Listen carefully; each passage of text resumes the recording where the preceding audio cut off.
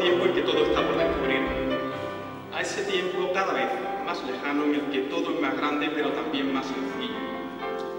Reconozco que esta es una tentación de todo pregonero en la que tampoco yo he querido dejar de caer. Para no desentonar, lo diré a la manera de los cuentos. Hubo un tiempo en que la Semana Santa era el centro de todo y a su alrededor giraba el resto. Entonces había en mí un pequeño nazareno que dedicaba muchas de las larguísimas horas de la infancia a pensar en las pocas cosas que hasta entonces sabía de la Semana Santa. Normalmente uno no se hace mayor de un día para otro, pero te has hecho grande si el tiempo empequeñece y corre más que tú. Antes de que eso ocurriera, en verano el reloj se detenía a su capricho. Un curso era media vida y un año no cabía en la cabeza. Como tampoco cabía en la cabeza de aquel nazareno, porque solo había una Semana Santa al año. Gustándonos tanto como a todos nos gustaba, no conseguía entender por qué no hacíamos al menos dos. ¿Cómo no hacíamos otra en el mes de septiembre? La respuesta llegó con el tiempo. Aquella Semana Santa lo ocupaba todo. Era una Semana Santa en la que no se ponía el sol. En aquella época, las procesiones terminaban en la noche del Viernes Santo, y a la pena propia del entierro de Cristo se unía la de pensar que estaríamos un año, nada menos que todo un año, sin tambores, capirotes e imágenes en la calle. Menos mal que aunque las procesiones se concentraban en 6 días, mi Semana Santa también duraba un año. Como una segunda y pequeña sombra de su padre, aquel nuevo cofrade se acostumbró a estar siempre entre los mayores y a oír sus conversaciones. En lugar de otros juegos o diversiones propias de su edad, disfrutaba llenando sus tardes con las cosas de la hermandad. Así procuraba no despistarse nunca para no perderse nada. No ya los actos de mayor cuantía, como quinario, besamán o vía crucis, sino cualquier tarea por insignificante que parezca. Esas que pasan desapercibidas desde fuera, que son casi anónimas, pero que permiten que la cofradía esté en la calle en Semana Santa. Reuniones todo el año, visitas al banco, o los viajes fugaces a Sevilla, Córdoba o Puente Genil, para ver a tallistas o orfebres en los que el pequeño nazareno deseaba que quedase un hueco para él en aquellos Citroën del inolvidable mellizo Vaca.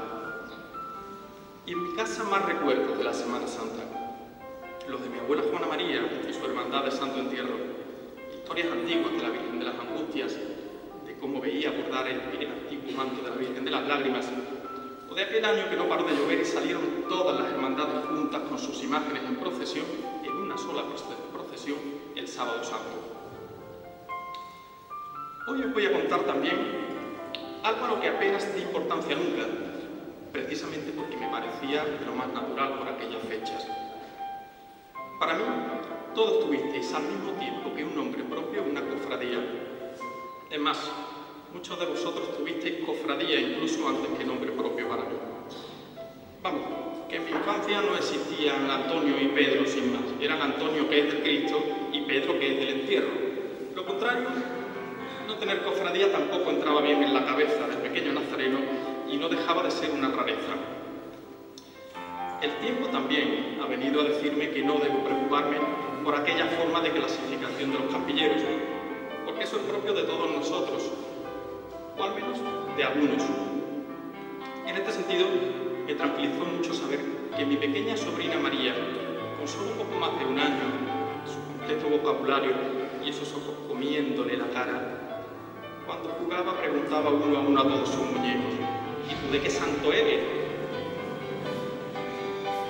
Si los años eran siglos, las cuaresmas fueron décadas.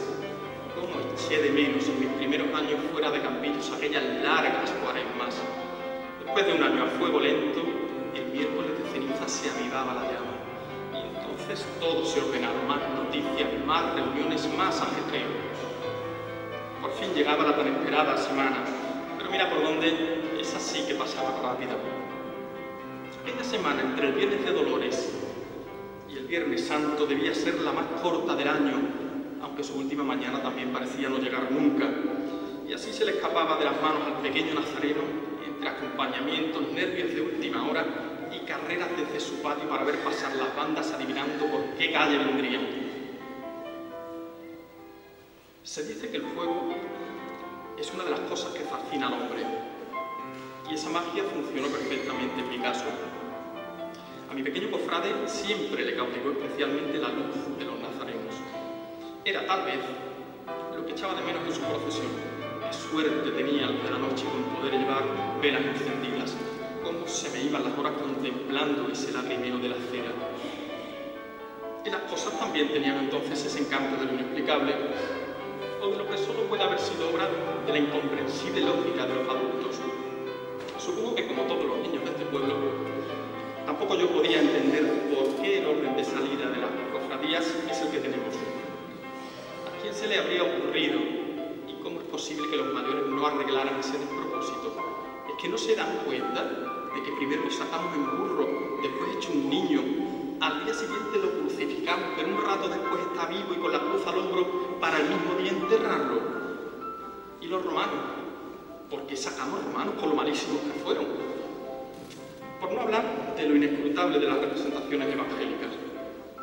No cabía en cabeza alguna que, habiendo hecho tantos milagros, luego pidieran su crucifixión. ¿Dónde estaban ese día todos los que él había curado? ¿Por qué no pidió ayuda a los magos de Oriente? Si pudo multiplicar panes y peces, caminar sobre el agua, resucitar muertos, ¿cómo se dejó hacer aquello? Y más sabiéndolo de antemano.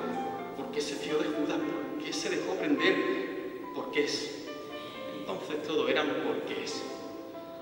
Muchos de ellos han ido encontrando explicación o perdiendo importancia, cómo no, con el tiempo. Y ya no son más que el entrañable recuerdo de la propia ingenuidad. Otros, en cambio, fueron creciendo conmigo y siguen aún hoy pendientes de respuesta. Mi pequeño nazareno también fue alcanzando esos progresos que tanto ilusionan a los niños en las procesiones. Así disfrutó de la importancia de salir por vez primera con capirote. También, finalmente, pudo tocar varal, después de años conformándose con ese ritual acaso ancestral en los muchachos de esta tierra, y antes o después de la procesión, acercarse a los tronos con el respeto de los sagrados. Y allí, una vez más, colocándose debajo, medir en palmos la distancia entre la realidad y el sueño y comprobar si llego o no llego. Fue así como la Semana Santa y la Hermandad tuvieron en mis primeros años la cadencia de lo cotidiano y, estando el corazón tierno, sembraron en él para siempre una semilla entrañable que da brotes de nostalgia, la de Nazareno